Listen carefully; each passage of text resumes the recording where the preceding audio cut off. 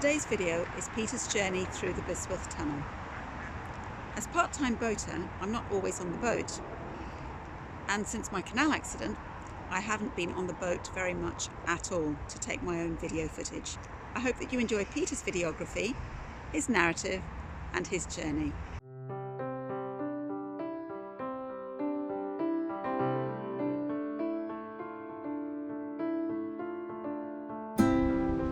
Okay, just leaving Lock 14 at Spoke Ruin, which is a real canal centre.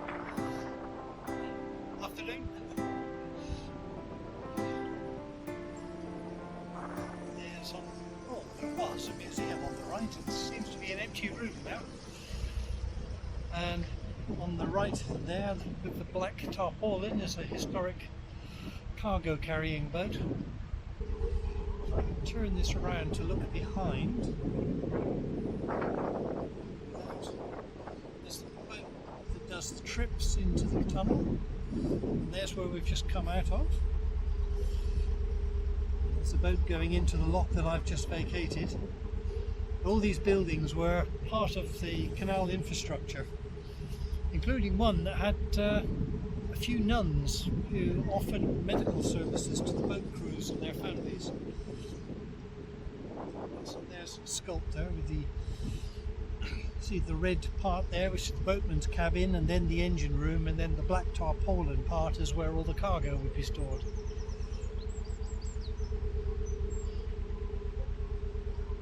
Right, let's come around to the front again.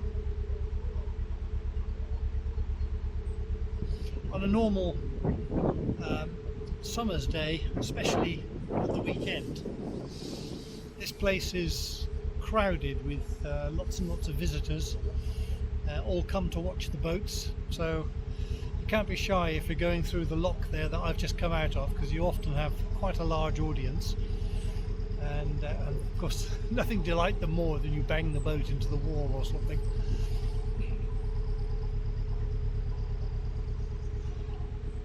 Or almost worse, they offer to help, and that can get very confusing. There's another boat on the right called Poppy. I think that must be one of the most popular boat names there is. So I know several of them. Try to... Yes, there we go.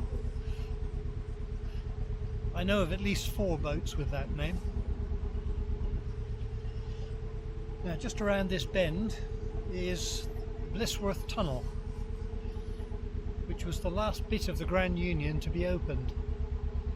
You see signs saying the canal opened in 1798, and most of it did, but the Blisworth Tunnel took another, I think, 12 years. I think it was 1810 when it finally opened, because of engineering difficulties. And until that time, just down here, boats had to unload all their cargo, and there was a horse-drawn railway went over Blisworth Hill down to the village of Blisworth on the other side. After the tunnel opened, like most canal tunnels, there's no towpath, so the horses still had to be uncoupled from the horse-drawn boats and walked over the hill, and there were groups of men called leggers who would, for a fee, lie on boards across your boat and walk the boat by pushing with their legs on the sides of the tunnel. Which meant, of course, boats could only go one way through at a time, whereas today with engines we can pass another boat coming the other way, as long as it's a narrow boat and not a wide beam. Wide beams have to book their passage, and they're normally given a time slot first thing in the morning. So wide beam owners tell me they would arrive here the day before, moor up, and then they'd be there at 8 o'clock or 8:30 to go through in the morning. I'll try and get a little bit of footage as we go in, but I've been told by people coming the other way that it's very wet in there today. It's always a bit wet. There's always water coming in leaking through the walls and also coming down the ventilation shafts. But apparently at the far end there's a lot coming down. I've got my waterproof jacket on and I'll be putting the hood up in a moment. And I'll put my guidebook out of the way. Yeah, the tunnel is 3,075 yards long, which makes it somewhere around 1.75 miles. So normally takes about 40 minutes to get through. Now, I'm going to slow up a little bit because I need to nip downstairs and put the navigation lights on. I've also put the headlight on, which allow us to see where we're going, and I need to pick up a torch.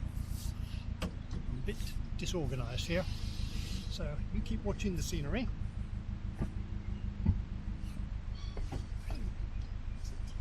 And I'm back. So here's an information board on the right. The shed on the right, actually I think that might have been a blacksmith's in the old days. There's another shed where the leggers used to wait for business. Yes, it's 2.8 kilometers. So yeah, that's 3 kilometers would be 2 miles, so it's pretty close.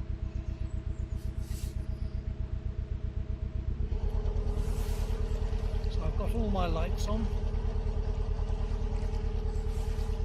And it's 25 to 5. So we may not encounter too many boats. It's going to be dark in there, but I'll leave the camera running for a little while just to see if we can see anything from the headlight. If I can't see anything from the headlight, then I'll back up and come out because I don't want to go through with no light. On the right there you can see a concrete ring. Those rings were used to repair the tunnel in the 1980s, and it was a test because it's the same technology that was used, hang on, let's get this camera right, on the Channel Tunnel. Right. Oh, we've got a pigeon in front of us. Okay, the light's on and I can see the green glow of my starboard navigation light on the right wall and the red glow from the port navigation light on the left wall, so we're good. And I've got my torch on. I use it as a reference point looking at the side wall. I can see a light ahead, so we will pass a boat on the way through.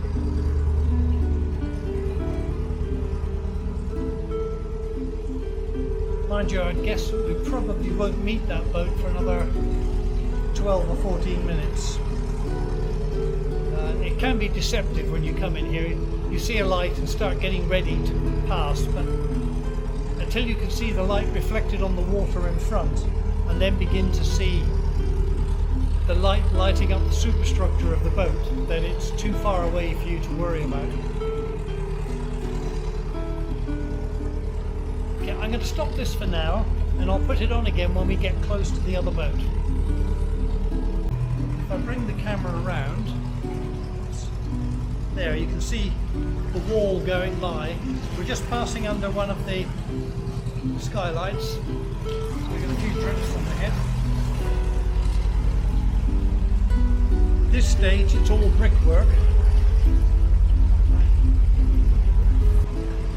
Right, we're just past the 700 metre mark, so that's how far we are into the tunnel. There's markers every 100 metres so you can tell where you are and also which way is the nearest exit. And now you can see this boat is getting a lot closer. It's now 10 minutes since we entered the tunnel, so my estimate of passing it in 12 to 14 minutes is looking good. I do feel smug. Quite a bit of water coming down now on the sides. It'll ease up a little bit because if this is a higher boat then they might be rather nervous. It might be their first tunnel.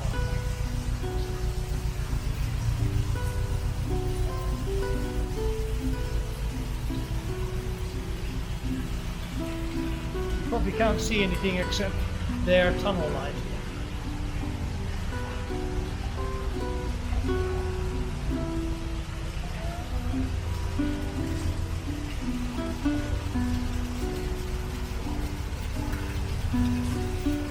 Yes, it's a hire boat.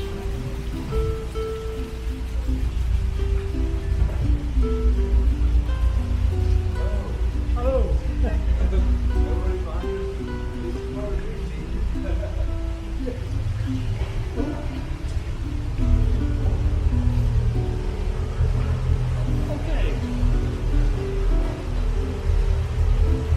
Yes, we passed them at 13 minutes.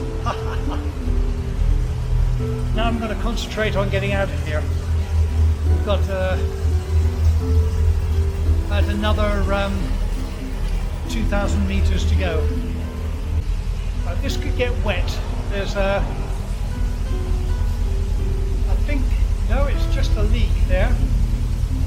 I'll try to protect the camera lens with my hand.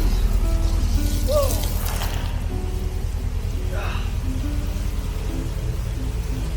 Yes, we just passed through underneath one of the ventilation shafts and it was gushing down.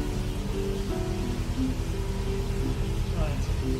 Now looking at the side walls, this is the section with those concrete rings, which it doesn't look like you can see at all.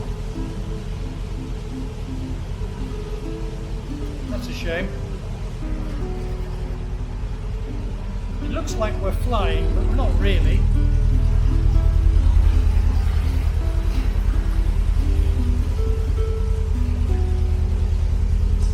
I can see drops of water, but I don't know if it's on the screen that I'm looking at this on or whether it's on the camera lens. Just going to slow down a little bit. Just trying to do two things at once. I've now got the boat very close to the side. So it's a bit difficult to get away from the side now. Yes, because to get the bow pointing away from the side, the stern swings round into the side of the tunnel, so it's got to be done very gently.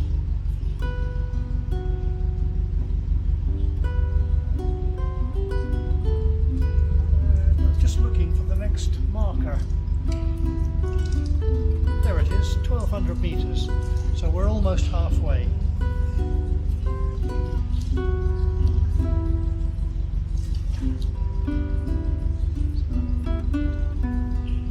So we've been 18 minutes now, we're not quite halfway yet. Okay, I'm going to try again with this because there's another boat approaching. Now I do have a boat behind as well. I'm not sure what's happening here. This one seems to be a bit of an angle.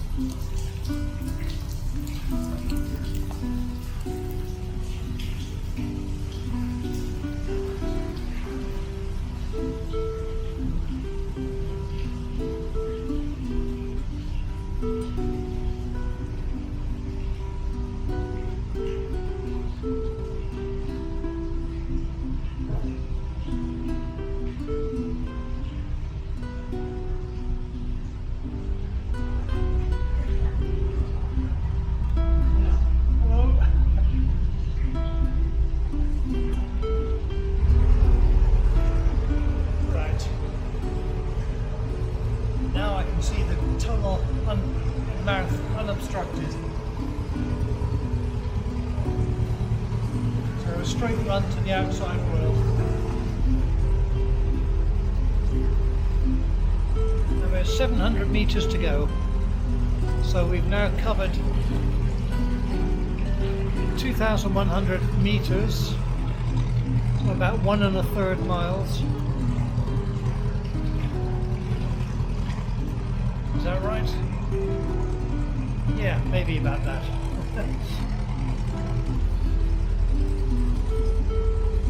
I really wouldn't like to have earned a living pushing boats with my legs through this tunnel. It's an awful long way to go. Yeah, they push the legs on the sides of the tunnel. You sometimes hear about them using the roof, but I don't think that was used very much. People get nervous about kicking the roof when you've got all that earth and rocks above you. Looking a bit brighter there now. 500 meters to go.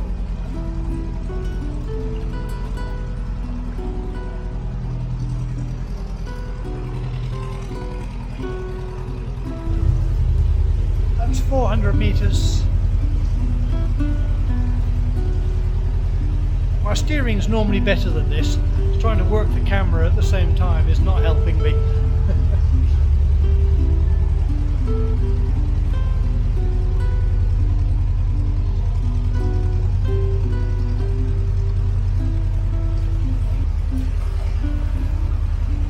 And 300 meters.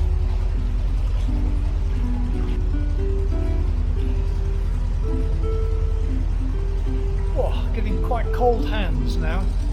I think I've had almost enough tunnel for today. There'll be another tunnel tomorrow or the day after when we get to the Blisworth Tunnel.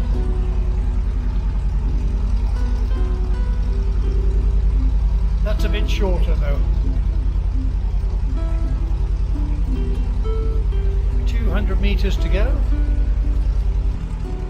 I'm not sure if you can see it at all, but we're back to brickwork now, the original brickwork. The middle section has those concrete rings. They always tell you they were testing the rings for the Channel Tunnel, but I'm not sure if it's the rings they were testing or training engineers in the process of fitting them into a tunnel. Either way, it was very definitely a useful exercise.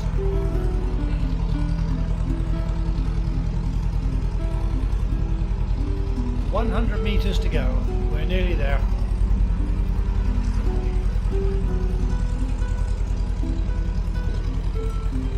Looks a bit cloudy out there. We'll see when we come out.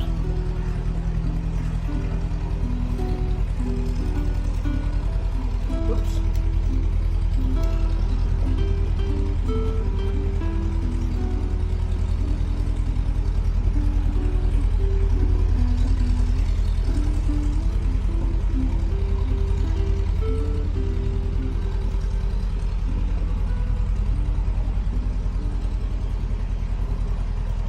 Daylight again.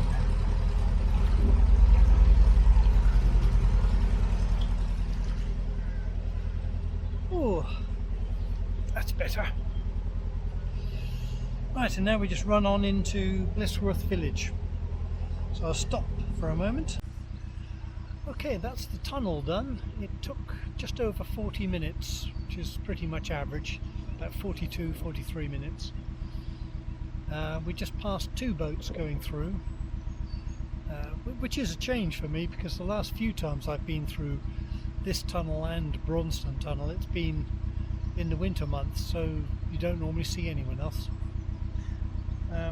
We're now approaching the village of Blisworth, and the big building you can see against the sky there is, or was, a big warehouse.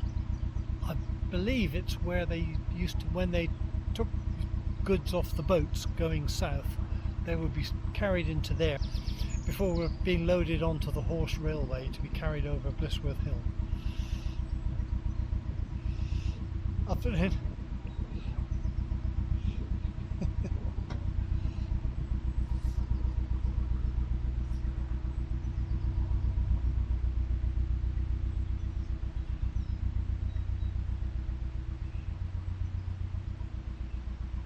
I have stopped here once, and nice enough little village. There's not very much there. General store and a pub.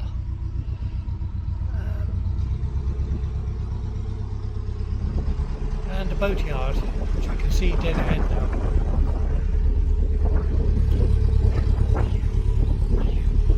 This is the old original bridge that carried the road over the canal, and like so many bridges, it's now twice the width because the road was widened.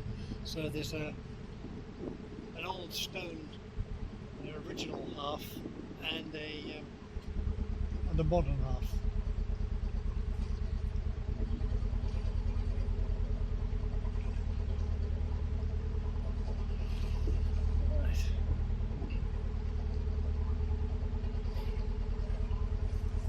They're busy building here on the right here. There was a car park there last time I came down. Well, a place where you could leave a car.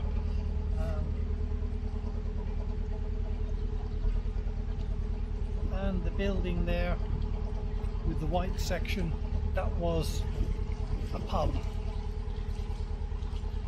But there is just the one pub left in the village now. Oops. And there's a hire boat coming down, so let's just put the lens round to the front, just in case anything exciting happens. Because this is a bit tight.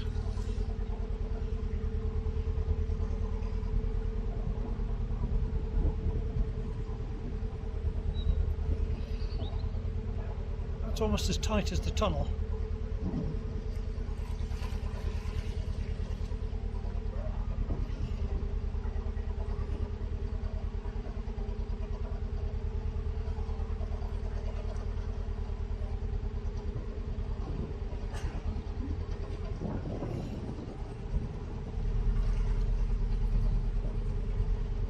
Not leaving much room, are they?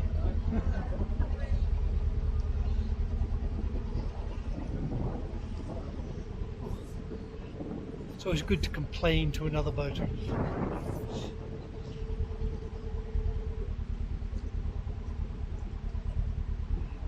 Now I could moor along here, which might be nice, but I want to push on a bit. So we'll keep going. Another half an hour maybe. See where we get to.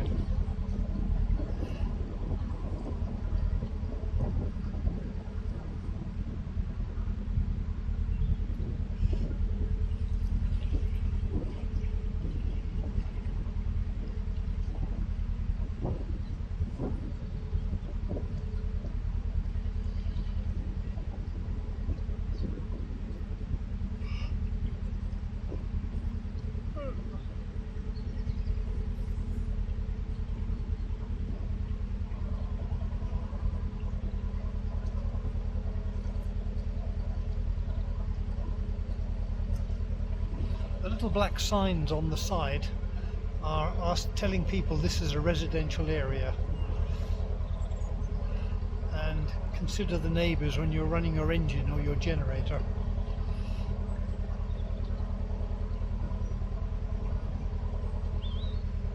It's a fair enough point. You should only be running either of those things between 8 AM and 8 PM anyway, but personally I find generators can be quite annoying because of the pitch of the noise they make. And some boat engines can be surprisingly loud as well.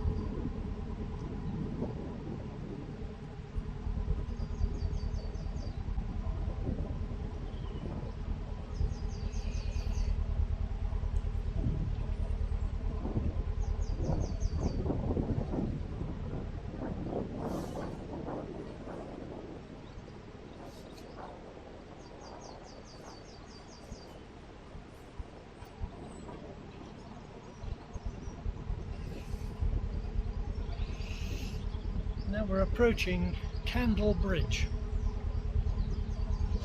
Legend has it that there was somebody who lived in a cottage near here who used to make candles to sell to the boaters as they were approaching the tunnel.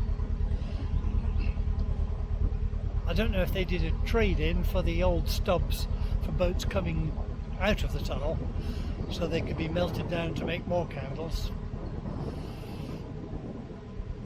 I don't think history records that.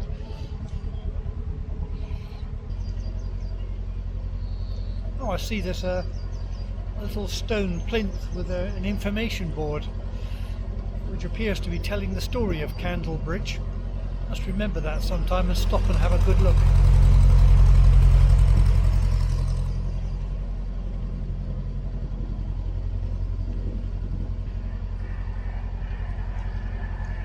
You know what, there's a nice straight edge up there in between a couple of boats. I think I might just pull in there. I hope you've enjoyed this week's video. Thank you to all my subscribers. Thank you for watching. If you haven't already subscribed and you have enjoyed this week's video, please consider subscribing. I would really appreciate it. So, until next week and next week's video,